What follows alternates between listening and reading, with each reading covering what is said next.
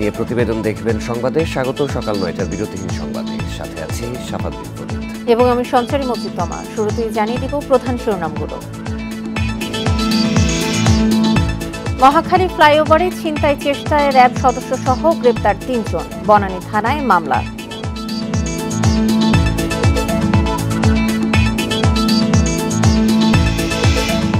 কুড়িগ্রামে প্রধান শিক্ষক মারধরে আওয়ামী লীগ নেতা বহিষ্কার, থানায় লিখিত অভিযোগ।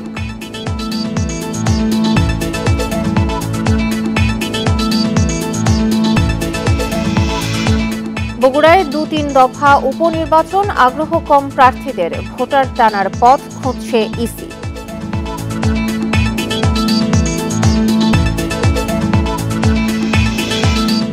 শুনছিলেন প্রধান শিরোনাম। সংবাদে এছাড়াও যা দেখবেন: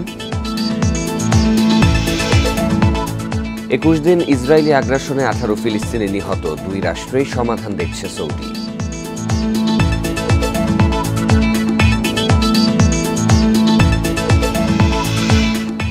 বিসিবির কেন্দ্রীয় চুক্তিতে ২১ ক্রিকেটার, ৩ ফরম্যাটে সাকিব, লিটন, মিরাজ ও তাসকিন।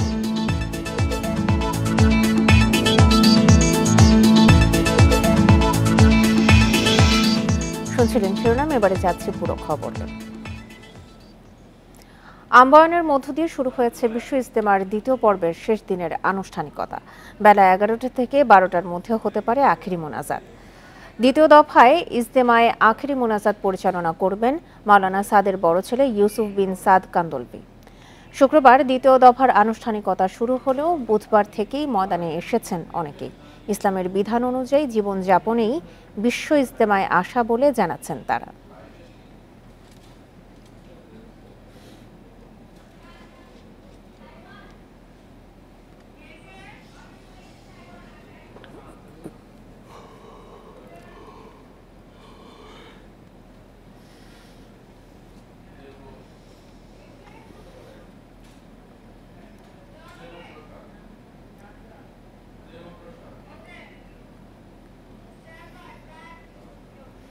টঙ্গী থেকে বিশ্ব ইজতেমার আরো খবর জানাতে আমাদের সঙ্গে যোগ দিচ্ছেন সহকর্মীরা। শুরুতেই যাচ্ছি মাহমুদ শরীফের কাছে, সেখানে মাহমুদ শরীফ ময়দানে রয়েছেন। মাহমুদ শরীফ, এখন আখেরি মোনাজাত সবশেষের প্রস্তুতি কেমন দেখছেন?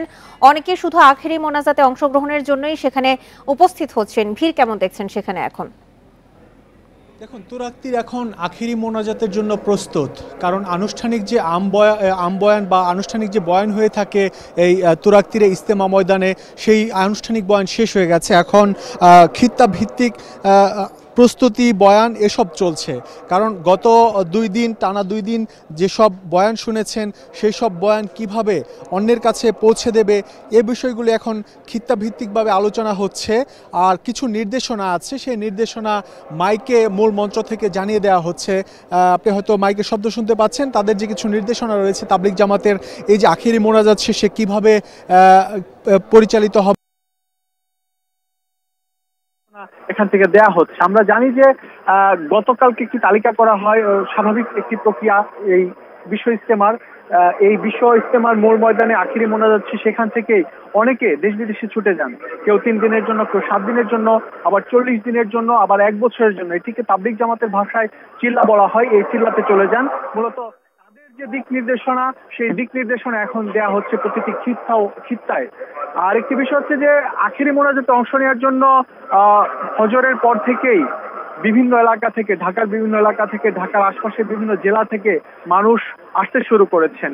তবে এখন পর্যন্ত যে চিত্র আমি দেখতে পেরেছি, সেটি প্রথম পর্বে যে চিত্র ছিল মানুষের উপস্থিতি, সাধারণ মানুষের উপস্থিতি, সেই তুলনায় কিছুটা কম।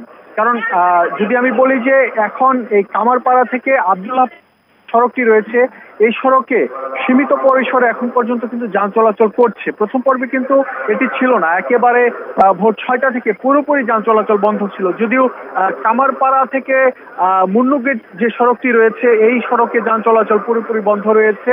আমরা জানি যে আইন শৃঙ্খলা বাহিনীর পক্ষ থেকে আগেই নির্দেশনা দেওয়া হয়েছে এই আখেরি মোনাজাত নির্বিঘ্ন করতে, যাতে মুসল্লিরা স্বাভাবিক সুন্দরভাবে আসতে পারেন এবং আখেরি মোনাজাত শেষে তারা তাদের গন্তব্যে যেতে পারেন। এর জন্য নানা ধরনের উদ্যোগ নেওয়া হয়েছে। এখন যারা আখিরি মোনাজাতে অংশ নিতে আসছেন তারা এই মূল ময়দানে জায়গা পাচ্ছেন না। মূল ময়দানে এখন যে গেট রয়েছে, 18টি গেট রয়েছে ইজতেমার মূল ময়দানে প্রবেশের, প্রতিটি গেটের মুখে ইজতেমায় নিজস্ব আইন শৃঙ্খলার কাজে নিয়োজিত লোক রয়েছে।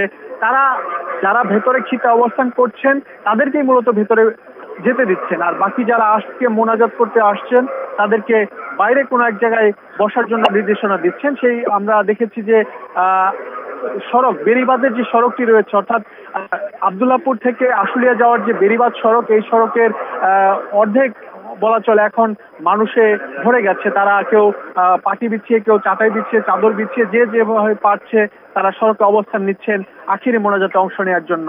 এখানে অনেকে আবার প্রথম দফার আখিরি মোনাজাতে অংশ নিয়েছিলেন, আবার দ্বিতীয় দফার আখিরি মোনাজাতে অংশ নিচ্ছেন। এখানে আসার একটাই উদ্দেশ্য, তারা বলছেন লাখো মানুষের জমায়েত, লাখো মানুষ একসাথে হাত উঠাবেন।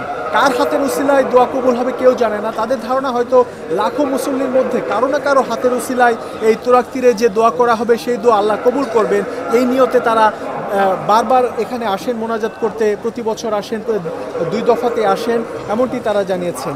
আর ইজতেমার যে মূল ময়দান রয়েছে, এই মূল ময়দান থেকে যে আশপাশের যে সড়ক, এই সড়কে আইনশৃঙ্খলা বাহিনীর যে তৎপরতা সেটি চোখে পড়ার মতো। এখানে অনেক মহিলারা আসছেন যারা মোনাজাতে অংশ নেবেন, তাদের জন্য আলাদা এই ইজতেমা ময়দানে আলাদা একটি খিত্তা করা হয়েছে।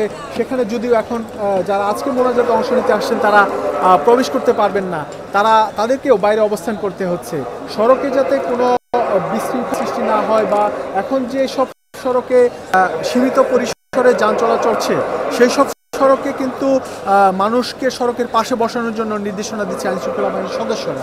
আমরা গত কয়েকদিনে যে দৃশ্য দেখেছি, মূল ময়দানে যারা অংশ নিয়েছেন তারা বলছেন এখানে যে দিনী বয়ান শুনবেন, কোরআন হাদিসের আলোচনা শুনবেন, সেটি তারা আগে নিজেদের মধ্যে বাস্তবায়ন করবেন, তারপর পরিবার পরিজন, এরপর তারা সেই বয়ান অন্য মানুষের মধ্যে, সবার মধ্যে ছড়িয়ে দেওয়ার চেষ্টা করবেন।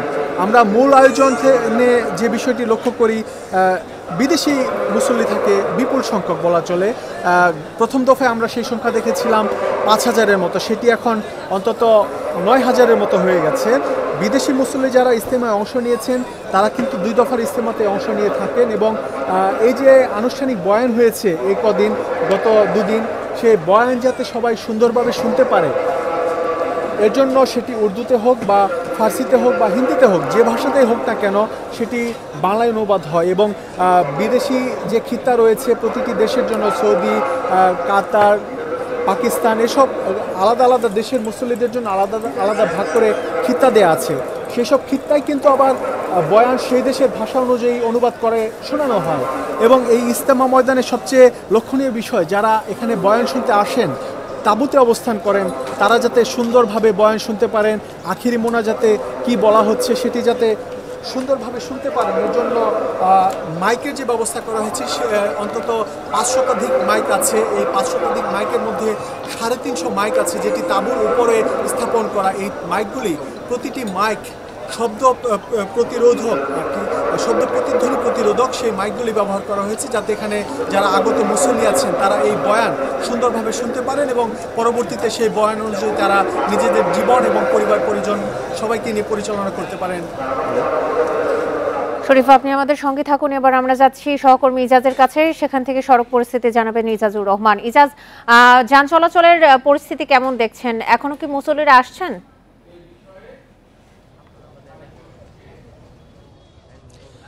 সহকর্মী মাহমুদ শরীফ যেটি বলছিলেন যে ইজতেমার প্রথম দফায় যেরকম যান চলাচল নিয়ন্ত্রণ করা হয়েছিল সকাল 6টা থেকেই কিন্তু পুলিশের যে নির্দেশনাগুলো ছিল সেই নির্দেশনা অনুযায়ী সড়কগুলোতে বন্ধ ছিল, কিন্তু এবার আমরা একটু ভিন্ন চিত্র দেখছি। সেই হিসেবে বলা যায় যে এবার দ্বিতীয় পর্বে তুলনামূলকভাবে মুসল্লিদের উপস্থিতি কম, সে কারণে আমরা দেখি যে 6টার থেকে বন্ধ করে দেওয়া হলেও এখনো কিন্তু যান চলাচল করছে। বিশেষ করে বিমানবন্দর থেকে যে টঙ্গীর যে সড়কটি রয়েছে সেখানে এখনো যান চলাচল করছে, কামারপাড়ার রাস্তাতেও চলছে, অন্যান্য জায়গাগুলোতেও চলছে। তবে হয়তো এখনো আমরা দেখতে পাচ্ছি যে আখেরি মোনাজাতে অংশ নেওয়ার জন্য মুসল্লিরা আসছে। এটি আর কিছুক্ষণ পরে যখন অনেক বেশি হয়ে যাবে তখন কিন্তু সড়কে যান চলাচল নিয়ন্ত্রণ করা হবে।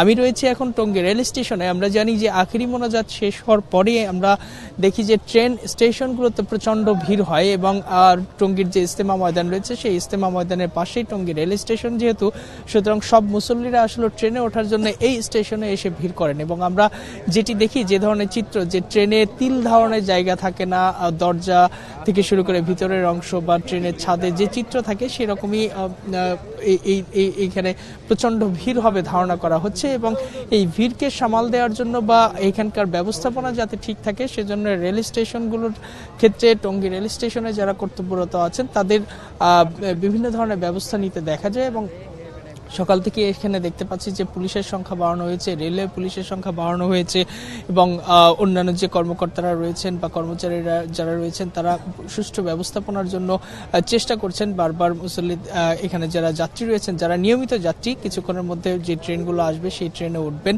এছাড়া যে ট্রেনগুলো টঙ্গী স্টেশনে এসে থামছে সেই ট্রেন থেকেও কিন্তু বিপুল সংখ্যক মুসল্লি নামছেন এবং এখান থেকে নেমেই কিন্তু কিছু দূরেই ইজতেমা ময়দানের দিকে চলে যাচ্ছেন। লক্ষ্য তাদের আখেরি মোনাজাতে অংশ নেয় এবং আখেরি মোনাজাত শেষ হওয়ার পরেই মূল চাপটা এই টঙ্গী রেল স্টেশনে এসে পড়বে। টঙ্গী থেকে বিশ্ব ইজতেমার সবশেষ পরিস্থিতি নিয়ে জানাচ্ছিলেন আমাদের সহকর্মীরা। এদিকে বিশ্ব ইজতেমার দ্বিতীয় পর্বের আখেরি মোনাজাত উপলক্ষে ভোর 4টা থেকে রাজধানীর বিভিন্ন সড়কে যান চলাচল বন্ধ রয়েছে। এই সড়কগুলোর পরিবর্তে বিকল্প সড়কে যান চলাচলের নির্দেশনা দিয়েছে ডিএমপি। নির্ধারণ করে দেওয়া হয়েছে যানবাহন রাখার স্থান। এদিকে আখেরি মোনাজাতে অংশ নেয় সুবিধা দিতে রোববার সারাদিন চলবে মেট্রো রেল। রবিবার বিশ্ব ইজতেমার দ্বিতীয় পর্বে বিপুল সংখ্যক ধর্মপ্রাণ মানুষের যাতায়াত নির্বিঘ্ন করতে ডিএমপি বেশ কিছু নির্দেশনা দিয়েছে।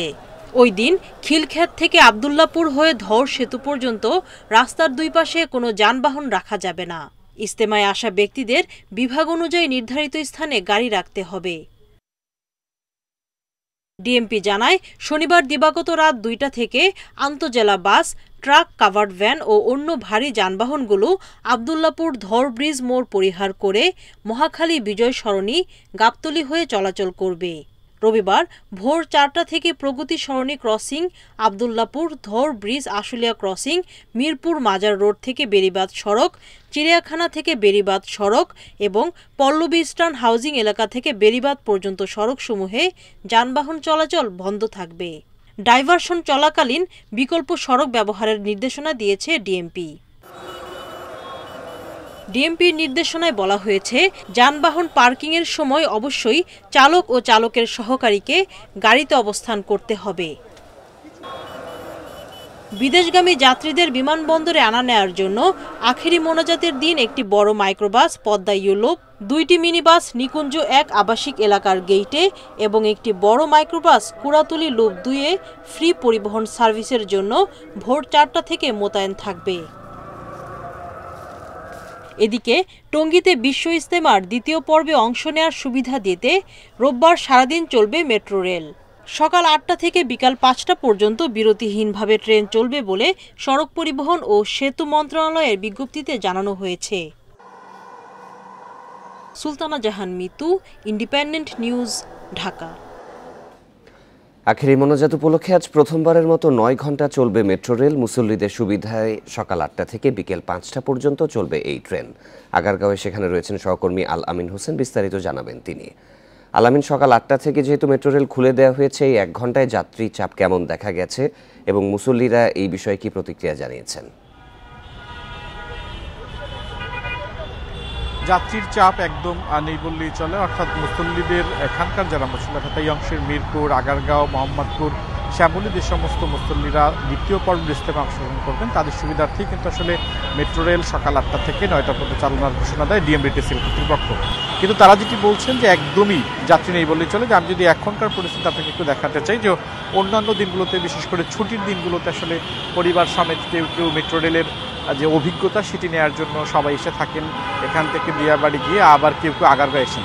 তবে সকাল থেকে আমরা প্রায় ঘন্টাখানেক এখানে অবস্থান করছি। এখানকার দায়িত্বরত কর্মকর্তারা যারা রয়েছেন ডিএমবিটিসিএল কর্তৃপক্ষ, তারা যেটি বলছেন যে একদমই যাত্রী নেই বললেই চলে। তারা যেটি ধারণা করছেন যে হয়তো ইজতেমার যারা আসলে অংশগ্রহণ করবেন বা আখিরি মোনাজাতে অংশগ্রহণ করবেন তারা দেশের নানান প্রত্যন্ত এলাকা থেকে আসছেন, যার কারণে আসলে এই রুটটি সম্পর্কে অনেকেই অবগত নন। শুধুমাত্র রাজধানীবাসী যারা রয়েছেন তারা আসলে এই রুটটি ব্যবহার করতে পারেন। সেক্ষেত্রে সেই যাত্রীদের সংখ্যাও একদম হাতে গোনা, অর্থাৎ শুক্র কিংবা শনিবার আমি যেমনটা বললাম যে ছুটির দিনগুলোতে যেরকম ভিড় হয় সেরকম ভিড়গুলোও আসলে নেই। এর বাইরে যারা আসলে আপনি এখন যাদেরকে দেখতে পাচ্ছেন এরা মূলত কেউই আসলে ইজতেমার উপলক্ষে বা ইজতেমায় আখিরি মোনাজাতে যারা অংশ নেবেন তারা কেউ নেন। বিভিন্ন শিক্ষা প্রতিষ্ঠানে যারা শিক্ষার্থী রয়েছেন বিশেষ করে অভিজ্ঞতা সঞ্চয় করার জন্য কিংবা কেউ বন্ধুবান্ধব সহ দিয়া বাড়িতে আসলে যারা যেতে চাচ্ছেন তারাই মূলত এখন পর্যন্ত আমরা দেখছি সেই যারা যাত্রী রয়েছেন তাদের বড় অংশটি আসলে ঘুরতে আসা কিংবা শিক্ষার্থী যারা তারা। এর বাইরে মুসল্লিদের কথা যদি বলি তবে আমরা এখন পর্যন্ত এই ঘণ্টাখানেকের মধ্যে অন্তত 10 জন মুসল্লিকেও দেখিনি যারা ইজতেমার উদ্দেশ্যে এই স্টেশনে এসেছেন এবং সেখান থেকে তারা যাচ্ছেন। ডিএমডিটিসিএল কর্তৃপক্ষ যেটি বলছে শুধুমাত্র আজকের দিনই তারা আসলে 9 ঘন্টা ট্রেন পরিচালনা করবেন। 25 তারিখে পল্লবী স্টেশনকে আসলে খুলে দেওয়া হবে, তারপরে হয়তো বিভিন্ন বাণিজ্যিক কার্যক্রমের জন্য যেটি হয়ে থাকে সেটি আসলে হবে। তবে আমরা যদি বলি যে যেই সুবিধার জন্য ডিএমডিটিসিএল কর্তৃপক্ষ এখান থেকে আবদুল্লাপুর যেতে যে সমস্ত মুসল্লিরা যাবেন তারা এখান থেকে দিয়াবাড়ি নেমে সেখানে বিআরটিসির বাস রয়েছে, শাটল সার্ভিস সেটি আসলে সেটিতে করে ইজতেমা ময়দান যেতে পারবেন। তবে আজকের সকালের পরিস্থিতি এখন পর্যন্ত এখানে মুসল্লি বা সাধারণ যাত্রীর পরিমাণ একেবারেই হাতে গোনা। আখিরি মোনাজাত উপলক্ষে প্রথমবারের মতো 9 ঘন্টা চলছে মেট্রো রেল, এ বিষয়ে জানাচ্ছিলেন সহকর্মী আলামিন হোসেন। ঢাকার মহাখালী ফ্লাইওভারে গাড়ি থামিয়ে ছিনতাই চেষ্টার অভিযোগে এক র্যাব সদস্য সহ 3 জনকে গ্রেপ্তারের কথা জানিয়েছে বনানী থানা পুলিশ। এ ঘটনায় একটি মামলা হয়েছে বনানী থানায়। শনিবার ভোরে তাদের গ্রেপ্তারের কথা জানান বনানী থানার ওসি নূরে আজম মিয়া। এর আগে মধ্যরাতে হ্যান্ডকাফ পরা 2 ব্যক্তিকে উদ্ধার করে রাস্তায় জড়ো হওয়া মানুষ, তাদের একজনের নাম শহীদুল ইসলাম, অন্যজন রিয়াজ, সম্পর্কে তারা মামা ভাগ্নে। তাদের অভিযোগ বিমানবন্দর এলাকা থেকে গাড়ি ভাড়া করে যাবার পথে মহাখালী ফ্লাইওভারে উঠতেই তাদের গাড়ির গতিরোধ করে পেছন থেকে আসা আরেকটি গাড়ি। আরোহী 4 ব্যক্তি র্যাব পরিচয়ে অস্ত্র দেখিয়ে তুলে নিয়ে যেতে চেয়েছিল তাদের, এক পর্যায়ে হ্যান্ডকাফ পরিয়ে মারধর করে। এ সময় ভুক্তভোগীরা চিৎকার করলে স্থানীয়রা তাদের উদ্ধার করে একজনকে আটক করে পুলিশে দেয়। পরে ভোরে র্যাব সদস্য সহ 3 জনকে গ্রেপ্তার করা হয়।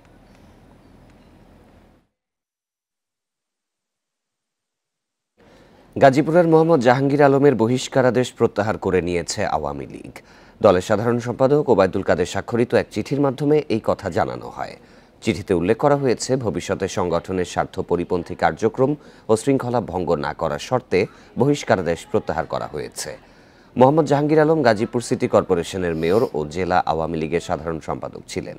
শৃঙ্খলা ভঙ্গের দায়ে তাকে বরখাস্ত ও বহিষ্কার করা হয়। পরে তিনি আওয়ামী লীগের কাছে ক্ষমা প্রার্থনা করেন।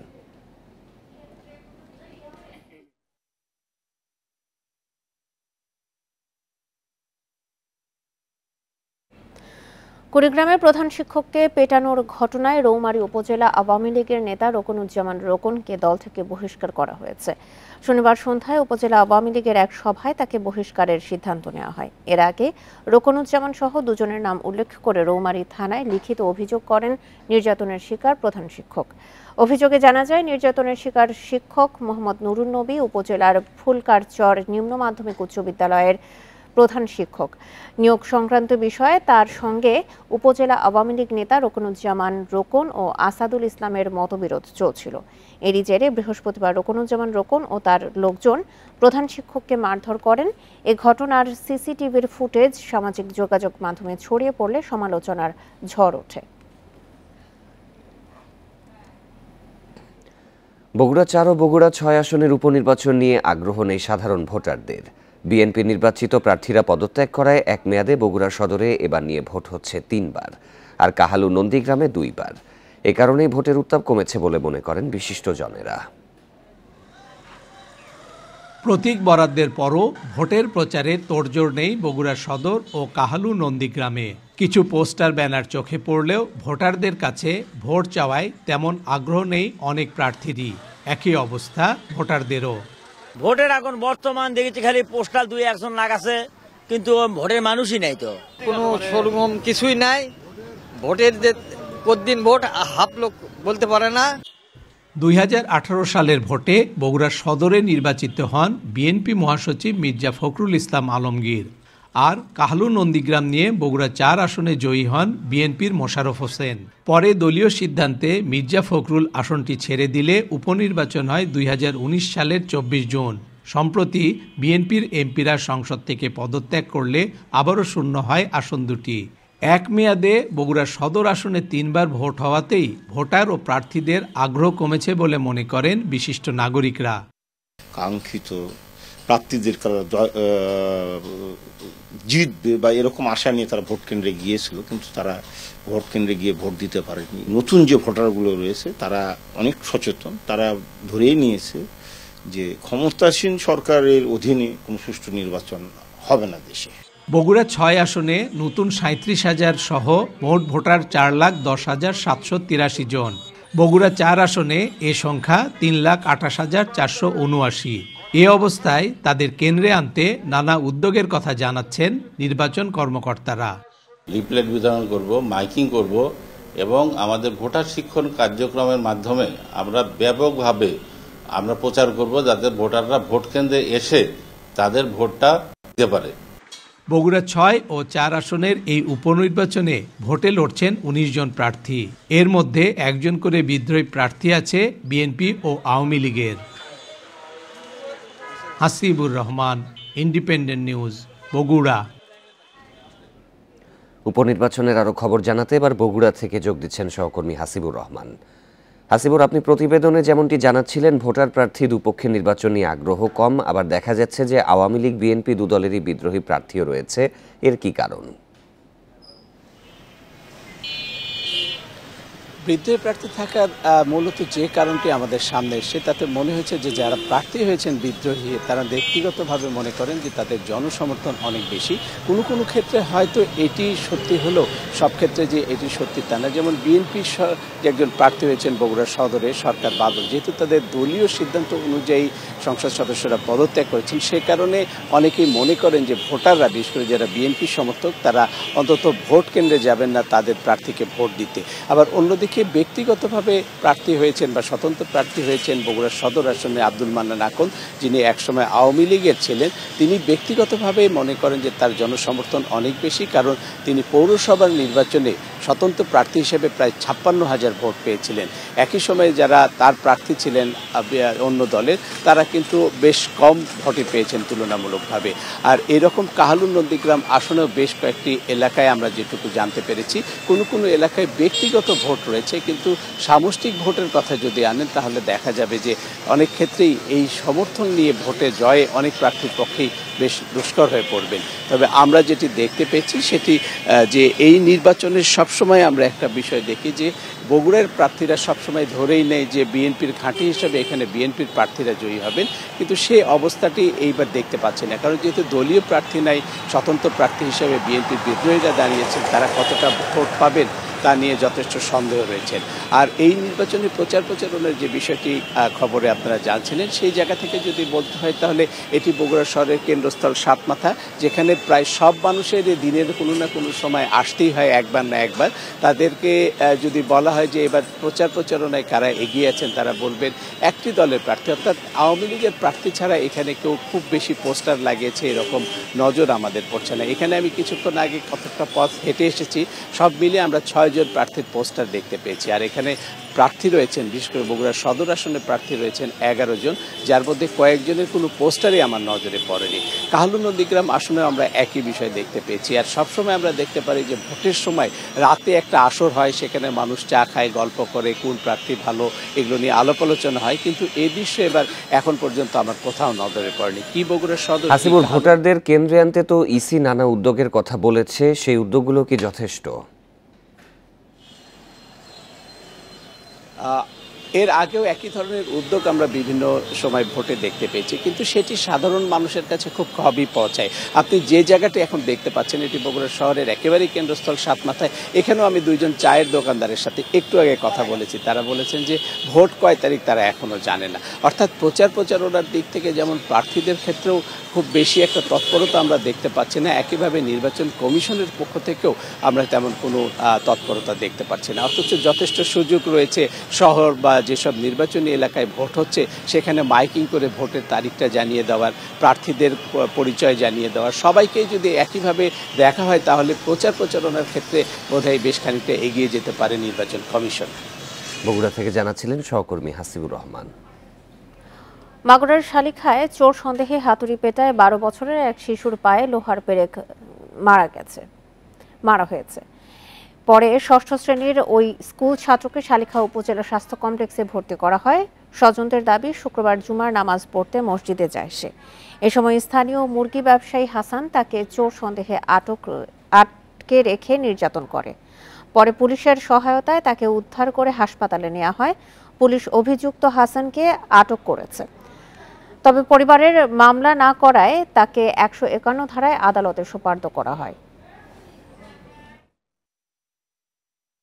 দোকানের মধ্যে মেরেছে, মারার পরে বাড়ি নিয়ে ঘরে একটাই পায়ে পেরেক দিয়ে মেরেছে, পেরেক পুঁতেছে, 20-22টা পেরেক পুঁতেছে আমার ছেলের পায়ে 2 পায়ে। হাসান মোল্লার একটা মুরগির দোকান ঘর আছে, ওই দোকানে সজীব নামের একটা বাচ্চা ছেলে ষষ্ঠ শ্রেণীতে পড়ে, সে ওই দোকানে ঢুকছিল নাকি, সে ঢোকার সুবাদে তাকে ধরে নিজেই বাড়িতে মারপিট করে, অমানবিকভাবে মারপিট করে। পরে পুলিশ সংবাদ পেয়ে ঘটনাস্থলে পুলিশ যেয়ে উদ্ধার করে তাকে হাসপাতালে ভর্তি করা হয়।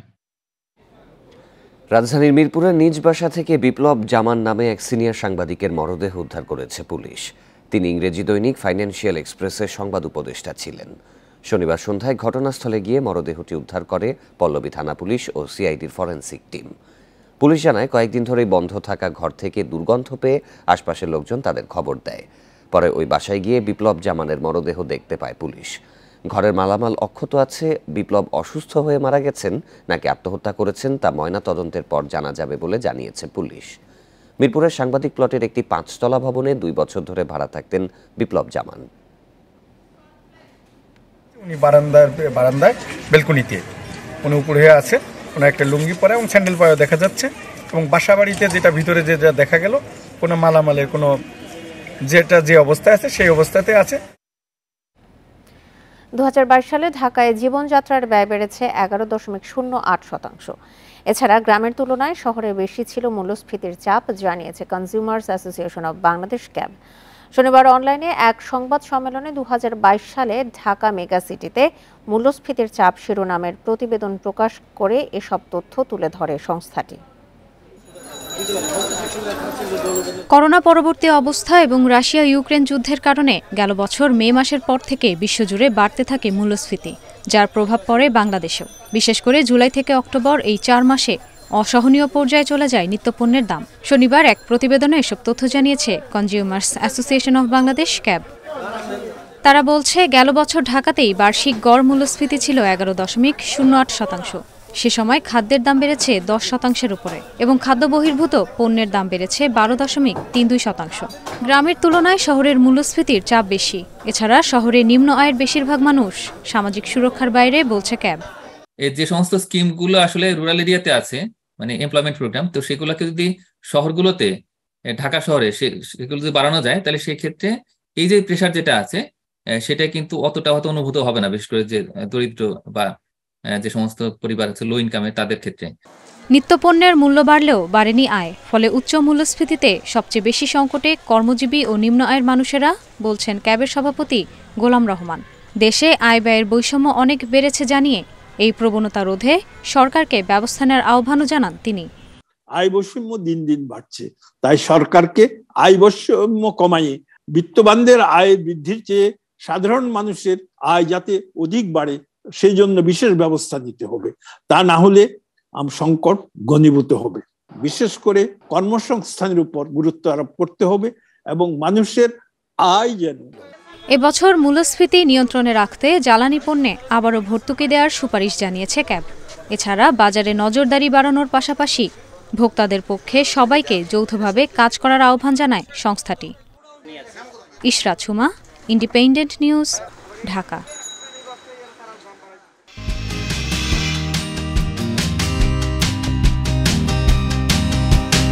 কেনিয়া সহ বিশ্বজুড়ে এখন বড় সমস্যার নাম ক্ষুধা। এই সংকটের দিনে মারা যাচ্ছে 25,000, এর মধ্যে 10,000ই শিশু। এই অবস্থা থেকে উত্তরণে কার্যকর এক উপায় বের করেছে কেনিয়ার একদল বিশ্ববিদ্যালয়ের শিক্ষার্থী। ঘাস থেকে ভোজ্য স্টার্চ তৈরি করেছে তারা। এটি ময়দা ও ভুট্টার বিকল্প হিসেবেও ব্যবহার করা যাবে বলে তাদের দাবি।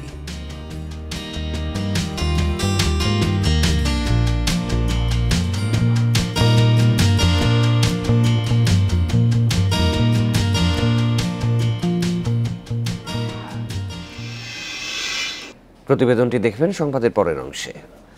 অর্থনীতির বিভিন্ন ক্ষেত্রে বাংলাদেশের অগ্রগতির প্রশংসা করেছেন ঢাকায় সফররত বিশ্বব্যাংকের ব্যবস্থাপনা পরিচালক অ্যাক্সেল ভন ট্রটসেনবার্গ। শনিবার রাজধানীর একটি হোটেলে অর্থমন্ত্রী আ.হ.ম মুস্তফা কামালের সাথে সৌজন্য সাক্ষাৎ করেন তিনি। বিশ্বব্যাংকে বাংলাদেশের অন্যতম উন্নয়ন সহযোগী উল্লেখ করে প্রতিষ্ঠানটির সাথে আরও নিবিড় সম্পর্ক গড়ে তোলার আশাবাদ জানান অর্থমন্ত্রী। মন্ত্রী জানান, প্রধানমন্ত্রী শেখ হাসিনার নেতৃত্বে করোনা মোকাবিলায় বাংলাদেশের বিভিন্ন পদক্ষেপের প্রশংসা করেছেন বিশ্বব্যাংকের ব্যবস্থাপনা পরিচালক। বাংলাদেশকে উচ্চ মধ্যম আয়ের দেশে পৌঁছতে বিশ্বব্যাংক সহায়তা করবে বলেও জানান তিনি।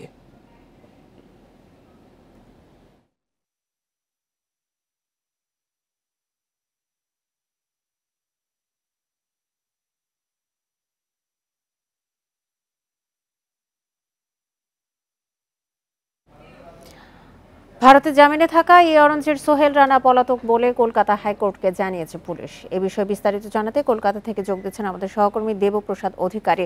দেবপ্রসাদ, সোহেল রানা বিষয়ে আদালত কি জানিয়েছে পুলিশ?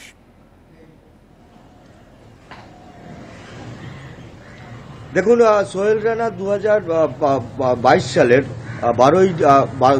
সালের ডিসেম্বর মাসের 8 তারিখে কলকাতা সার্কিট বেঞ্চের অর্থাৎ জলপাইগুড়ি সার্কিট বেঞ্চের থেকে তিনি বেল নেন এবং সেখানে তিনি একটা কন্ডিশন, কোর্ট একটা কন্ডিশন দেয় যে সপ্তাহে একদিন করে পুলিশের অর্থাৎ মেখলিগঞ্জ থানায় গিয়ে তাকে হাজিরা দিতে হবে এবং সেখানে তাকে বলতে হবে যে তিনি কোথায় আছেন, কিভাবে আছেন। কিন্তু অতি সম্প্রতি একটি সোহেল রানা একটি ইমেল করে মেখলিগঞ্জ পুলিশ স্টেশনকে জানায় যে তিনি শারীরিকভাবে ভীষণ অসুস্থ এবং তিনি এই মুহূর্তে তার সঙ্গে কোন রকম থানায় দেখা করতে পারছেন না এবং সেই জন্য মেল করে তিনি জানিয়েছেন যে তিনি চিকিৎসকদের সঙ্গে পরামর্শ করেছেন।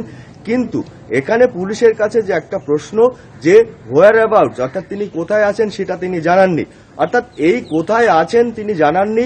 পুলিশ এদিকে কিন্তু সন্দেহ করছে যে তিনি এই মুহূর্তে তিনি পালিয়েছেন, কারণ আপনি জানেন যে 2021 সালের সেপ্টেম্বর মাসে 4 তারিখে তিনি অ্যারেস্ট হন বাংলাদেশ এবং ভারতের সীমান্তে অবৈধ অনুপ্রবেশ নিয়ে, অর্থাৎ অবৈধ অনুপ্রবেশের সময় তাকে বিএসএফ গ্রেপ্তার করে এবং মেখলিগঞ্জ থানার হাতে তুলে দেয়।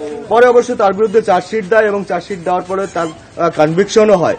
কিন্তু তারপরে সার্কিট বেঞ্চ থেকে তিনি বেল পাওয়ার পরে যে কন্ডিশন ছিল, অর্থাৎ তার অন্যতম কন্ডিশন ছিল যে তাকে সপ্তাহে একদিন করে হাজিরা দিতে হবে মেখলিগঞ্জ থানায় ওসির সামনে এবং সেখানে তাকে বলতে হবে যে তিনি কেমন আছেন, কোথায় আছেন, কিভাবে রয়েছেন। কিন্তু সেই কোর্টের নির্দেশকে যেহেতু ভায়োলেট করেছে, অর্থাৎ সোহেল রানা সেখানে একটি মেল করে ওসিকে জানিয়েছেন যে তিনি এই মুহূর্তে শারীরিকভাবে অসুস্থ এবং তিনি তার সঙ্গে দেখা করতে পারছেন না এবং সেখানে একটি ডক্টরের প্রেসক্রিপশনও কিন্তু সেখানে আপলোড করেছেন বলে পুলিশ সূত্রে আমরা যেটা জানতে পারছি। এবং সেই কারণে তার যে হোয়াট অ্যাবাউট অর্থাৎ তিনি কোথায় রয়েছেন, কিভাবে রয়েছেন, সেই কথা কিন্তু পুলিশকে জানাননি এবং জলপাইগুড়ি সার্কিট বেঞ্চকে কিন্তু সেটা ইতিমধ্যেই পুলিশ জানিয়ে দিয়েছে যে সোহেল রানা যে তথ্য দিয়েছে অর্থাৎ যে মেল করেছে সেখানে তিনি কোথায় রয়েছেন এবং ওসির সঙ্গে দেখা করেননি। মূলত এই বিষয় থেকে পুলিশের একটা সন্দেহ রয়েছে যে সোহেল রানা ভারত ছেড়ে পালিয়েছে, কারণ তার কাছে যখন তিনি গ্রেপ্তার হন তার কাছে বেশ কিছু পাসপোর্ট পাওয়া গেছিল এবং তিনি আরেকটি বিষয় জানতে চাই, তাকে ধরতে কি পুলিশের কোনো অভিযান চলছে? হ্যাঁ, ইতিমধ্যে কিন্তু পুলিশ যখনই জানতে পেরেছে যে তাকে অর্থাৎ তিনি থানায় হাজিরা দিচ্ছেন না, যার কারণে কোর্টের নির্দেশকে ভায়োলেশন করার পরে পুলিশ ইতিমধ্যে কিন্তু তদন্ত শুরু করেছে এবং তিনি এই মুহূর্তে কোথায় আছেন যদিও পুলিশের কাছে তথ্য নেই, তবে পুলিশ মনে করছে যে খুব শীঘ্রই তিনি কোথায় রয়েছেন, কি অবস্থায় রয়েছেন সে তথ্য পুলিশের কাছে পৌঁছবে। অরেঞ্জের সোহেল রানার বিষয়ে কলকাতা থেকে জানাচ্ছিলেন আমাদের সহকর্মী দেবপ্রসাদ। ঘন কুয়াশার শীতে বিপর্যস্ত উত্তরাঞ্চলের জনজীবন। দুপুরের দিকে সূর্যের দেখা মিললেও তীব্র শীত অনুভূত হয় সারাদিনই। আগুন জ্বালিয়ে শীত নিবারণের চেষ্টা করছেন ছিন্নমূল মানুষ। শীত পরিস্থিতির আরও খবর জানাতে এবার রাজশাহী ও মৌলভীবাজার থেকে যোগ দেবেন সহকর্মীরা। শুরুতেই যাব রাজশাহীতে, সেখানে রয়েছেন সহকর্মী মাইনুল হাসান। মাইনুল, রাজশাহীতে আজকে তাপমাত্রা কত রেকর্ড করা হয়েছে? জনজীবনে শীতের সার্বিক প্রভাব কেমন?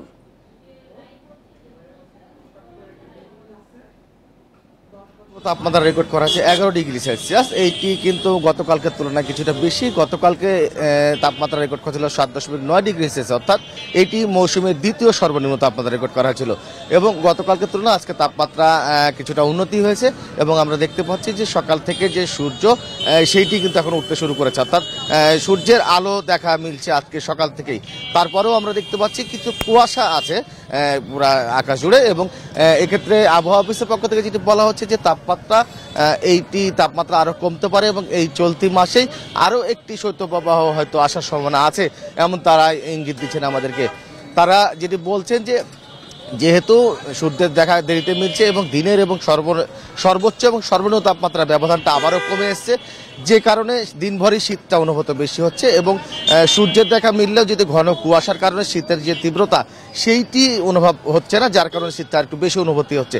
এবং জনজীবনের প্রভাবের কথা যদি বলি, জনজীবনে কিন্তু এই আবহাওয়ার তারতম্য, কখনো শীতের বেশি কখনো আবার কম, এই অবস্থায় আমরা দেখছি বা তীব্র শীতে কিন্তু হাসপাতালে বেশ রোগীর সংখ্যা বাড়ছে, বিশেষ করে শিশুদের সংখ্যা বেশি এবং আমরা দেখতে পাচ্ছি যে শিশুদের মৃত্যু হারও কিন্তু অনেক বেশি। এবং যে শীতে আগুন পোহাতে গিয়ে বেশ কিছু রোগী হাসপাতালে ভর্তি হচ্ছে। সাথেই থাকবেন এবারে মৌলভীবাজারের পরিস্থিতি জানাতে যোগ দিচ্ছেন সহকর্মী তুহিনুর রশিদ। তুহিনুর, মৌলভীবাজারে আজকে তাপমাত্রা কত রেকর্ড করা হয়েছে এবং চায়ের শহর বলে যেহেতু পরিচিত, ছিন্নমূল মানুষ সহ যারা চা বাগানের কর্মী রয়েছেন, শীতে তাদের দুর্ভোগ কেমন? দেখুন, সত্যি কথা হচ্ছে সকাল 9টার পর থেকে সূর্যের দেখা কিন্তু পাওয়া যাচ্ছে, অর্থাৎ সূর্যের আলোটা কিছু যার ফলে এখানে উষ্ণতা অনুভূত হচ্ছে। আপনাকে জানিয়ে রাখি, গত পরশুদিন কিন্তু মৌলভীবাজারে দেশের সর্বনিম্ন তাপমাত্রা 5.6 ডিগ্রি সেলসিয়াস রেকর্ড করা হয়েছিল এবং গতকালকে ছিল 6.6 ডিগ্রি এবং আজকে সকাল 6টায় মৌলভীবাজারের শ্রীমঙ্গলে 8.0 ডিগ্রি সেলসিয়াস রেকর্ড করা হয়েছে, যার ফলে তাপমাত্রা কিছুটা বাড়ছে, যার ফলে এখানে কিছুটা উষ্ণতা অনুভূত হবে, এমনটি কিন্তু এখানকার যারা নিম্ন আয়ের মানুষ আছেন বা শীতার্থ মানুষ আছেন তারা কিন্তু বলছেন।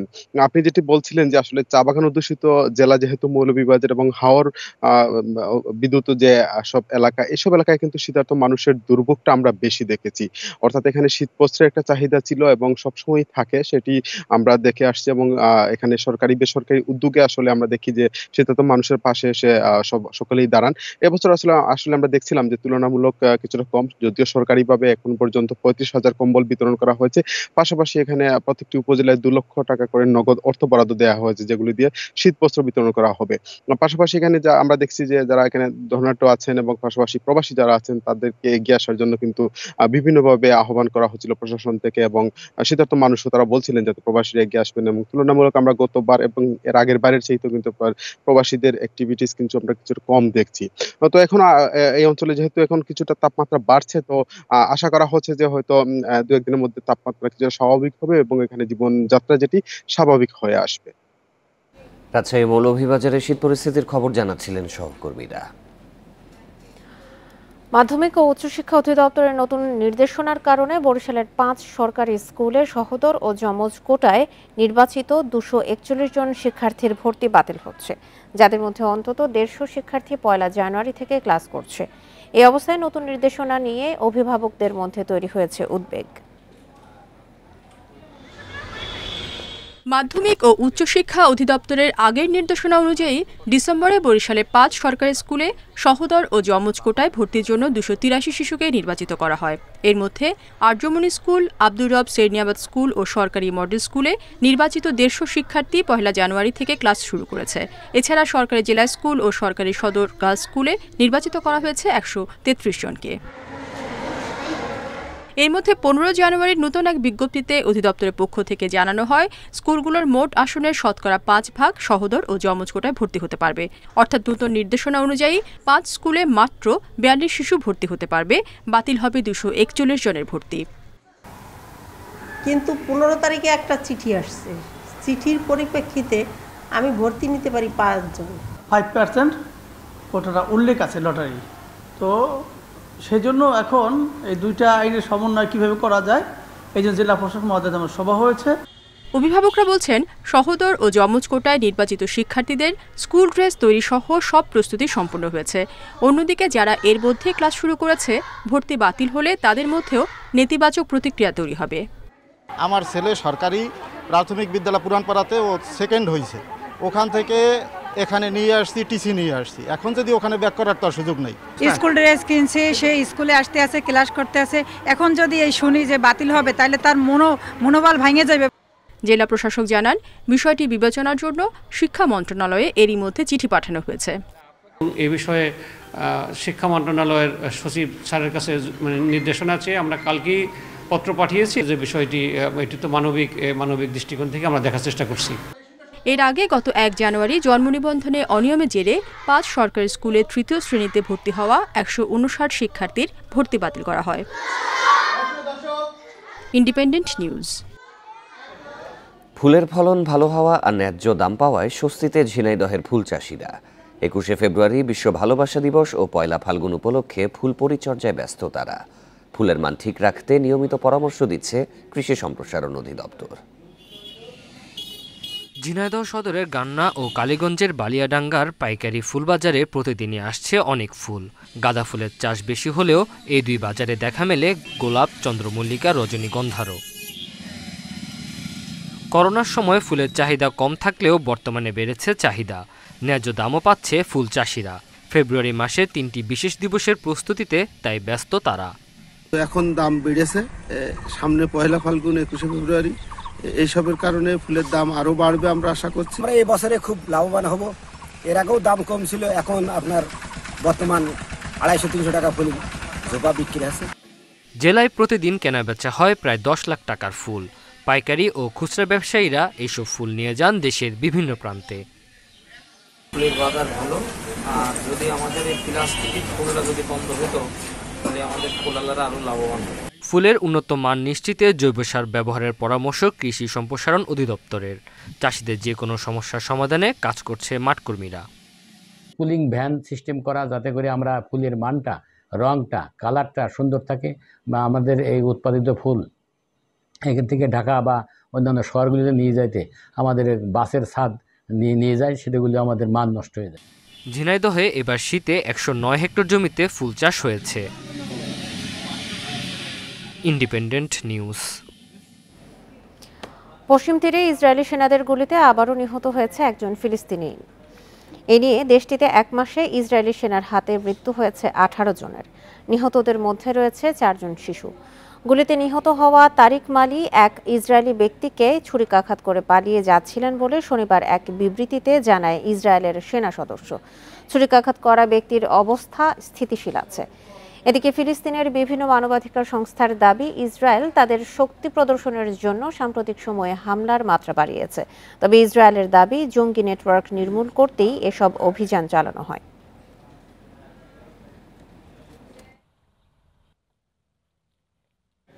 ফিলিস্তিন ইস্যু সমাধান না হওয়া পর্যন্ত ইসরায়েলের সঙ্গে সম্পর্ক স্বাভাবিক হবে না বলে জানিয়েছে সৌদি আরব। সুইজারল্যান্ডের ডাভোসে বিশ্ব অর্থনৈতিক ফোরামে এই মন্তব্য করেন সৌদি পররাষ্ট্রমন্ত্রী প্রিন্স ফয়সাল বিন ফারহান আল সাউদ।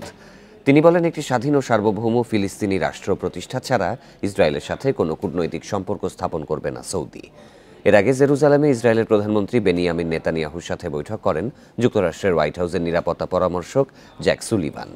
সেখানে সৌদি আরবের সঙ্গে সাধারণ সম্পর্ক স্থাপনে যুক্তরাষ্ট্রের সহায়তা চান নেতানিয়াহু। এরপরই সম্পর্ক স্থাপনে এমন শর্ত জুড়ে দিলেন সৌদি পররাষ্ট্রমন্ত্রী।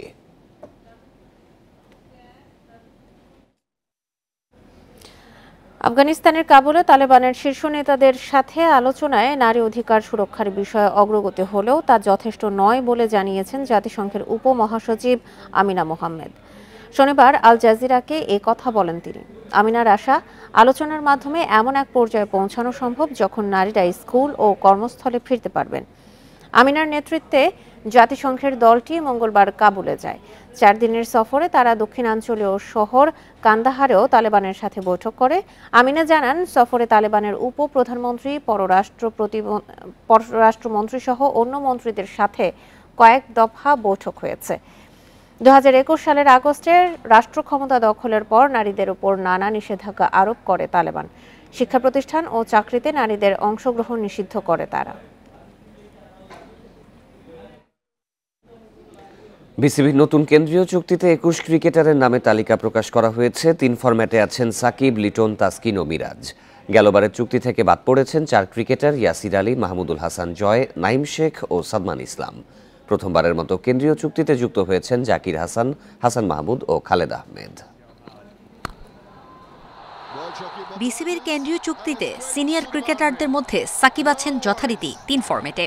গেলবার ওয়ানডে ও টেস্টের চুক্তিতে থাকা মেহেদী মিরাজ সাকিবের সাথে আছেন 3 ফরম্যাটেই। টি-20 থেকে অবসর নেওয়া মুশফিক আছেন ওয়ানডে ও টেস্টের চুক্তিতে। এই 2 সংস্করণে আছেন ওয়ানডে অধিনায়ক তামিম ইকবালও। টি-20 সাবেক অধিনায়ক মাহমুদুল্লাহ রিয়াদ আছেন শুধু ওয়ানডে ফরম্যাটের চুক্তিতে। কেন্দ্রীয় চুক্তিতে থাকার মতোই পারফরমেন্স দেখিয়েছিলেন পেসার হাসান মাহমুদ। টেস্ট অভিষেকে ভারতের বিপক্ষে সেঞ্চুরি হাঁকিয়ে এই ফরম্যাটের চুক্তিতে উঠে এলেন জাকির হাসান। তাতে কেন্দ্রীয় চুক্তি থেকে বাদ পড়েছেন মাহমুদুল হাসান জয় ও সাদমান ইসলাম। গেলবার 3 ফরম্যাটের চুক্তিতে থাকা বাঁহাতি পেসার শরীফুল এবার বাদ পড়েছেন টেস্ট ফরম্যাটের চুক্তি থেকে। চুক্তিতে সংস্করণ বেড়েছে wicket keeper batter Nurul Hasan সোহানের। টি-20 সাথে টেস্টেও আছেন সোহান। টেস্ট ও টি-20-তে আছেন নাজমুল শান্ত। ওয়ানডে ও টি-20-তে আছেন মুস্তাফিজ, আফিফ ও শরীফুল। নাসুম, মেহেদী হাসান, মোসাদ্দেক সৈকত ও হাসান মাহমুদের চুক্তি শুধু টি-20-তে।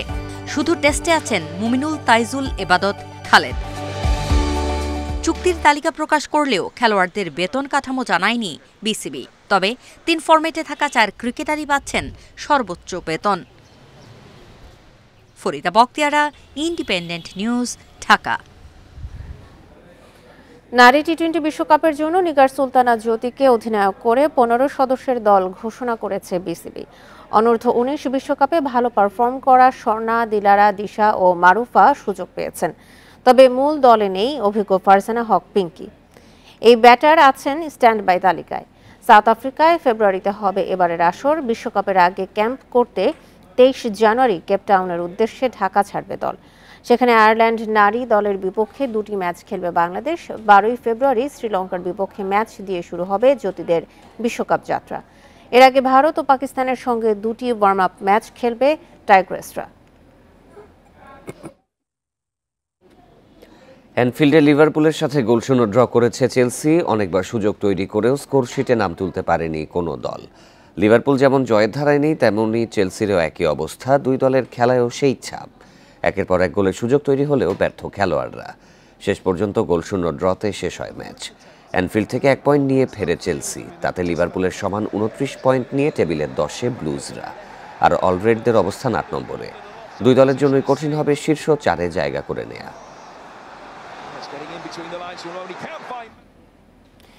ইংলিশ প্রিমিয়ার লিগে আজ বড় দলগুলো মাঠে নামবে। ইতিহাদে রাত 8টায় ম্যান সিটির লড়াই উলভারহ্যাম্পটনের বিপক্ষে। পয়েন্ট টেবিলের 2 নম্বরে সিটিজেনরা উলভসের বিপক্ষে ফুল ফিট স্কোয়াড পাচ্ছেন গার্দিওলা। শুরুর একাদশে ফিরবেন কেভিন ডি ব্রুইনা। উলভারহ্যাম্পটনের হয়ে স্প্যানিশ উইঙ্গার পাবলো সারাবিয়ার অভিষেক হবে। এদিকে এমিরেটসে রাত 10:30টায় আর্সেনালের চ্যালেঞ্জ নেবে ম্যান ইউনাইটেড। ছন্দে রয়েছে রেড ডেভিলরা। গানারদের রুখে দিতে পারলে পয়েন্ট টেবিলের 3-এ উঠে যাবে এরিক টেন হাগের দল।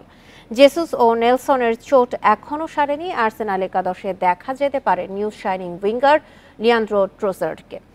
অন্যদিকে সাসপেনশনের কারণে ক্যাসেমিরোকে পাবে না ইউনাইটেড। রাশফোর্ড, ফার্নান্দেজ দলটির বড় শক্তি। প্রিমিয়ার লিগ জমে উঠেছে। 6-7টি দল আছে যারা শিরোপা জিততে পারে। এটা দারুণ ব্যাপার। প্রচুর ইনভেস্টমেন্ট আর সঠিক কৌশলের কারণে এমন প্রতিদ্বন্দ্বিতা হচ্ছে। চ্যাম্পিয়ন হতে সবকিছু ঠিকঠাক হওয়া জরুরি। আমাদের সমর্থকদের জন্য ম্যাচটি বিশেষ গুরুত্ব রাখে। হোম গ্রাউন্ডের সুবিধা আমরা কাজে লাগাবো। এমিরেটসে রোমাঞ্চনীয় সমর্থকরা খেলা দেখবে। তাদের জয় উপহার দেয় লক্ষ্য। ক্ষুধা মোকাবিলায় অভিনব পন্থা উদ্ভাবন করেছেন কেনিয়ার একদল শিক্ষার্থী। শুনতে অবাক লাগলেও সত্যি যে ঘাস থেকে ভোজ্য স্টার্চ বা মাড় তৈরি করেছেন তারা। বর্তমানে কর্তৃপক্ষের ছাড়পত্রের অপেক্ষায় রয়েছেন শিক্ষার্থীরা। তাদের আশা এই উদ্ভাবন বিশ্বজুড়ে ক্ষুধা দূর করতে সাহায্য করবে। কেনিয়া সহ বিশ্বজুড়ে অন্যতম বড় সমস্যা ক্ষুধা। জাতিসংঘের হিসাবে ক্ষুধায় ভুগছে ৮১ কোটির বেশি মানুষ। প্রতিদিন মারা যাচ্ছে ২৫,০০০, যার মধ্যে ১০,০০০ই শিশু। ক্ষুধা সংকট সমাধানে কার্যকর উপায় বের করেছে কেনিয়ার কাবারাক বিশ্ববিদ্যালয়ের একদল শিক্ষার্থী। ঘাস থেকে ভোজ্য স্টার্চ বা মার উদ্ভাবনের দাবি তাদের। বর্তমানে ক্ষুধা সংকটের মুখে বিশ্ব। এ সমস্যা সমাধান জরুরি। সে কারণে আমরা ঘাসকে ভোজ্য স্টার্চে রূপান্তরিত করেছি। বিষাক্ত নয় এমন সব ধরনের ঘাসের প্রজাতি দিয়েই এটা সম্ভব। শিক্ষার্থীরা জানান, ঘাস থেকে ভোজ্য স্টার্চ পেতে দীর্ঘ প্রক্রিয়ার মধ্য দিয়ে যেতে হয়েছে তাদের। ঘাস কাটার পর সেগুলো ধুয়ে পরিষ্কার করা হয়, শুকিয়ে একদম মিহি করে নেওয়া হয়। পরে এর সাথে এনজাইম যোগ করে একটি সেন্ট্রিফিউজে রেখে সলিউশন থেকে স্টার্চকে আলাদা করা হয়। পরে তা ওভেনে দিয়ে পুরোপুরি শুকানো হয়। সবশেষ আয়োডিন যোগ করা হয়। যদি গাঢ় নীল রং ধারণ করে তবে তা স্টার্চে পরিণত হয়েছে। শিক্ষার্থীদের দাবি, বিশ্ববিদ্যালয়ের পরীক্ষাগারের গবেষণায় পণ্যটি খাওয়ার উপযুক্ত বলে প্রমাণ পাওয়া গেছে। ময়দা ও ভুট্টার গমের বিকল্প হিসেবেও ব্যবহার করা যেতে পারে তাদের এই উদ্ভাবন। বিশ্বজুড়ে ক্ষুধা সমস্যার সমাধানে এই উদ্ভাবন গুরুত্বপূর্ণ ভূমিকা রাখবে বলে আশা শিক্ষার্থীদের। সায়রা খান, ইন্ডিপেন্ডেন্ট নিউজ। এই ছিল সকাল ৯টার বিরতিহীন সংবাদে। এছাড়া ইন্ডিপেন্ডেন্ট টেলিভিশনের সব খবর আরও বিস্তারিত জানতে চোখ রাখুন ফেসবুক, ইউটিউব এবং টুইটারে। ধন্যবাদ সবাইকে।